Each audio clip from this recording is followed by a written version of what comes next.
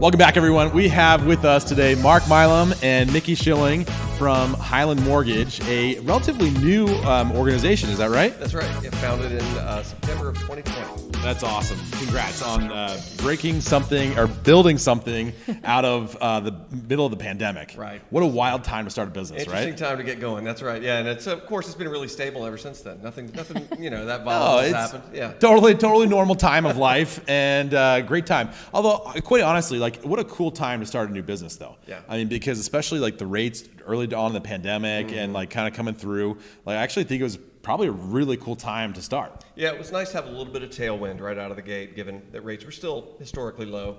Moving into 2022, obviously we've seen a lot of that change, but the fundamentals of the market are still really good. The paper that we're writing is the best paper I think we've ever written so far. Definitely. So I think ultimately this is a bubble in time, all due to inflation. It's already starting to work itself out. We're going to see that continue, especially as we move through 2023. We're going to be back to some really profitable years.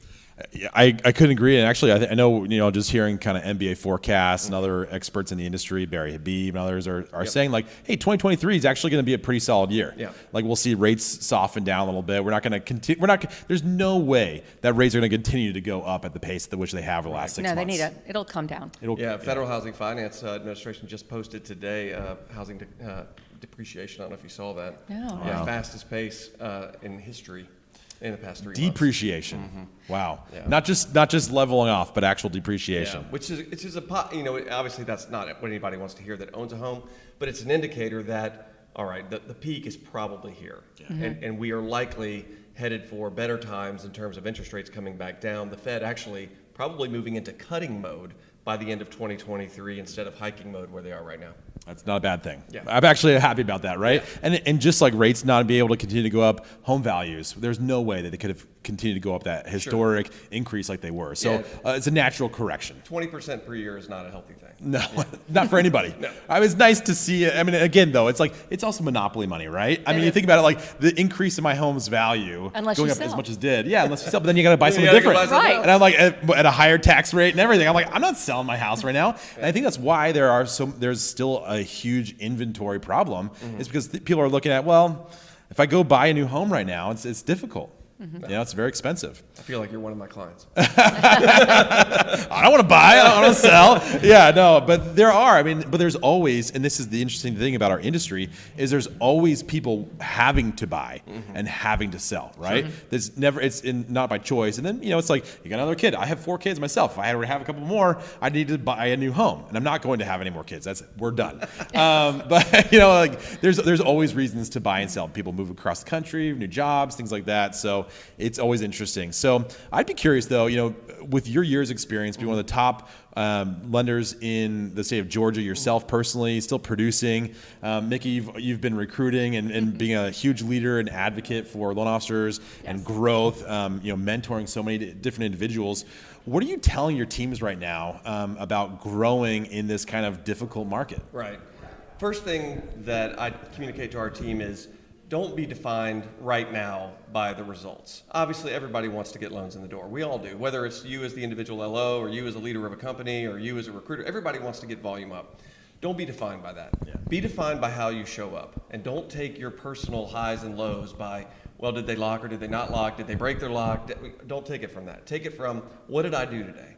How did I show up? What kind of actions did I take? How did I communicate with my referral partners? Be defined by what you can control, which is how you show up. Dude, that's enormous. What were you gonna say? Sorry. I was going to say, to make sure that this is an opportunity in the down market, that your mindset has to be in of abundance.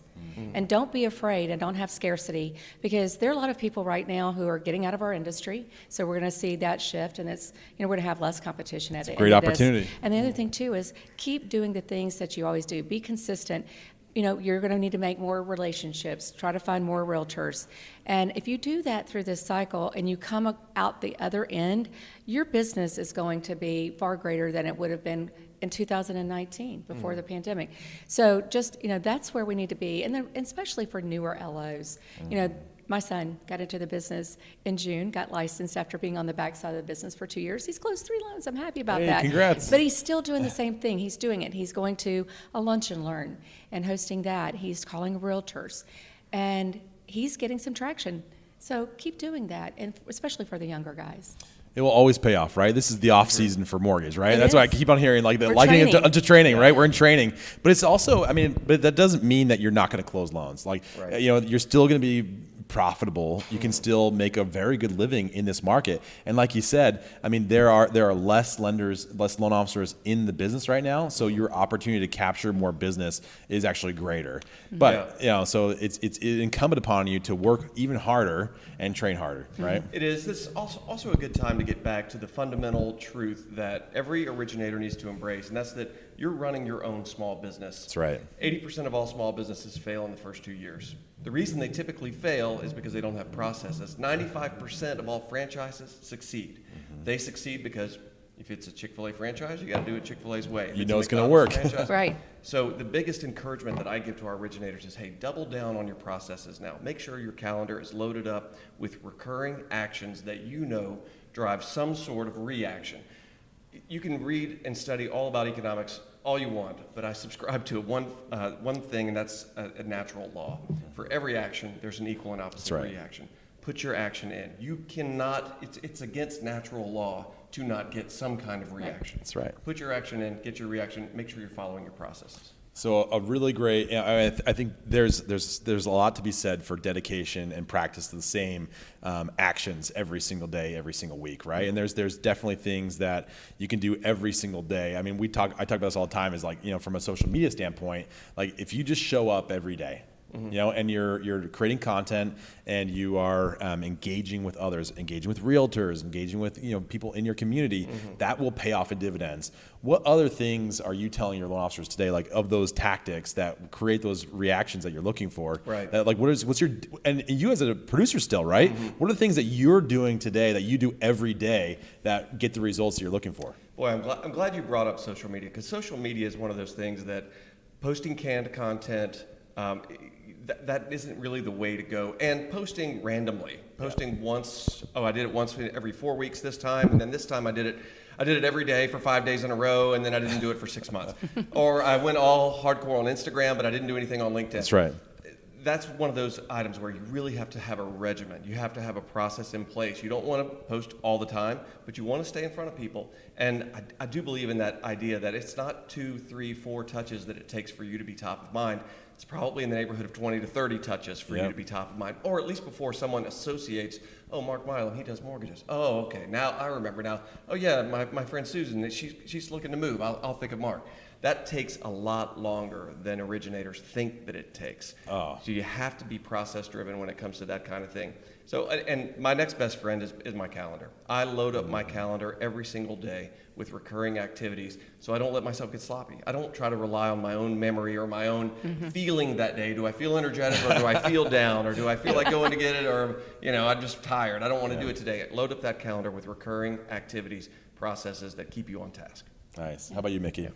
I would agree with that. I think you've got to stay consistent.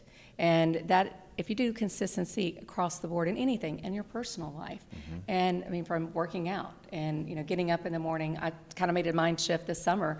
I needed to get active again. I need to get going earlier in the day. And getting going earlier in the day in my personal life has made me do more earlier in the day in my professional life. So, you know, and then I'm tired by 5 o'clock. So. Aren't we all? Yeah. I'm tired and it's noon. No, I'm just kidding. But no, that makes sense. So what are some of the activities that you recommend, like loan officers do on the daily, right? So if I'm, you know, I am a huge advocate of getting up early and having a regimen, right? I've got my morning routine that I do every single day, regardless. But, you know, from a loan officer, like sales tactic mentality, what are some of the things that you say? These are your non-negotiables each day. Well, I agree with Mark. You know, put it down, write it down. And I used to, when I was an account executive, and before I became onto the resale side, is before I went to bed the night before, I had my to-do list set for the next morning. That's very important. And if I didn't have an organized day, how could I get anything done? That's I right. was not in proactive mindset, I was in reactive. And so, and that drains you too. And then you miss opportunities. So I say the number one thing is be prepared the night before, just like, you know, when you get your kids ready for school, get their clothes ready, Yep. pack the lunches, you know, so get ready for the day before, for the next day, the night before. And then you have a plan of action.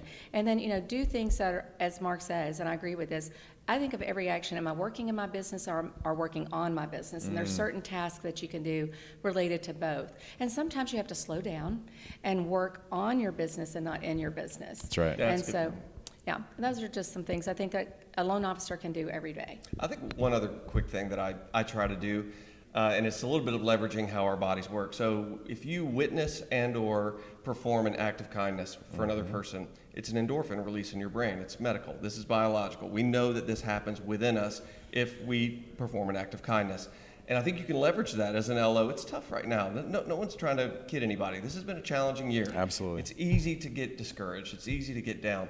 Incorporate into your daily activities an act of kindness for someone. Oh, I love that. Yeah, and allow those endorphins to be released. You're going to feel a sense of well-being. You're going to feel a whole lot better than looking what's happening with mortgage-backed securities, 24/7, and then move on with your life, right? Go get back to working on your business. That's so cool. I think, and it does so much for you, right? It helps you mentally, and kind of break that cycle of like just, we can feel like the weight of the world on our shoulders right now in the mortgage industry, right? Like it seems it's very heavy, Sure. right? So going to lift others helps you as well, right? But I think you can be decided about how you apply that as well, right? So who are you applying those random act of kindness for? Right. Is it for potential borrowers? Is it for realtors, other referral partners that you have? And that goodwill comes back tenfold 100%. all the time. And that's not why you do it, right? You do Right. it for like the actual like altruistic side of it. Like Right. I'm doing it to be a good person, but always, just like you said earlier, that reaction always comes back of like when I put out good will come back to me. Right. Exactly.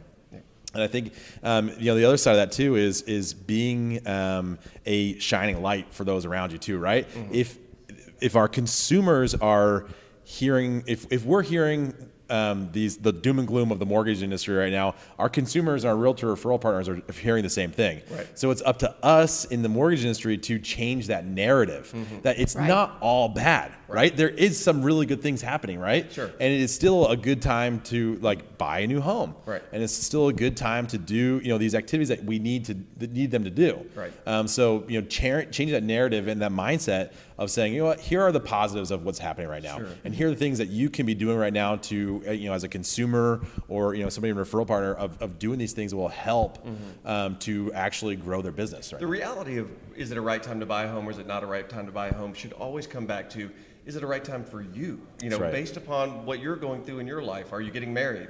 Are you having kids? You need to get into a certain school district. Are you Right. moving for a job and you need to be closer to work? All of that stuff trumps, is interest rate, are they at 5.5 or are they at 6.5? Are they at 6.5 or are they at 7.5?